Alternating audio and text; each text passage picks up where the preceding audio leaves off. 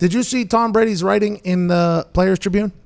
Yeah, I saw some of it. Here's one paragraph. Did you guys have that paragraph? Here's one paragraph that I was really intrigued by. He wrote, obviously, in Players Tribune, which is owned by Derek Jeter, who gave him a 30,000 square foot house to live in South Petersburg or whatever, South Tampa and St. Petersburg. And all in return, Derek probably asked for was, hey, just give me a couple columns in the Players Tribune. He wrote a long one. It was very inspirational, actually. It's nice to read things that are written by the greatest of all time, obviously by them, not their PR people, which is a lot of the Players Tribune. He said, for me, playing football isn't going to last another 10 years. In the time left, the question is, how can I keep maximizing what I do, put everything I can into it, make it the best I possibly can? At this point in my career, the only person I have to prove anything to is myself. Physically, I'm as capable of doing my job as I've ever been. Now I want to see what more I can do. I want to see how great I can be. I want to hear other people say, go, man. Now that's what we've been missing. That's what we need. That's what we've been looking for. Deep down, I know what I can do. I know what I can bring. Now I want to see it in action. That little go, man. Now that's what we've been missing. That's what we need. That's what we've been looking for.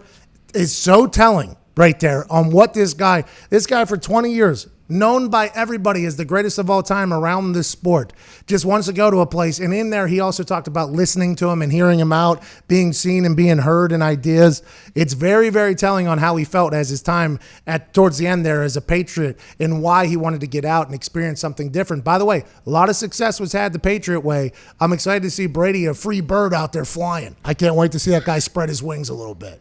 Well, don't you think this is kind of like the hardest Tom Brady will ever go at anybody? Oh, in this writing, and it doesn't. Obviously, you got to kind of read between the lines, but it makes sense what he's saying when he says that he wants someone to hear say "Go, man" to him. Like he wants some encouragement, he wants some excitement around it instead of people just knocking him down. Just one fucking time, I want to hear somebody say, "Way to go, Tom! Thanks for winning us 6 Super Bowls." Not what it's about. Just one time. Will somebody say, "Congratulations, thanks, man"? That's all he's looking for.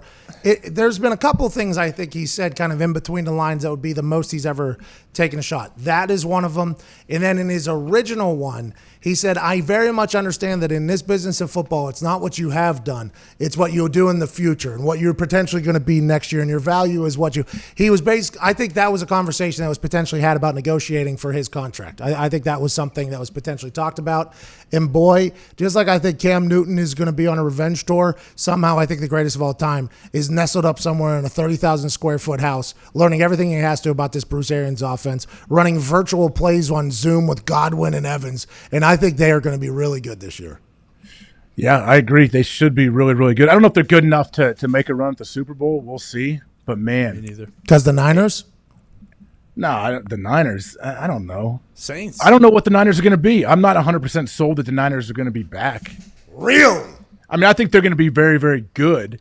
I just don't know if they're going to get back to the Super Bowl. I mean, that's a lot. A lot has to happen. A lot of things have to fall in the right place for that to happen.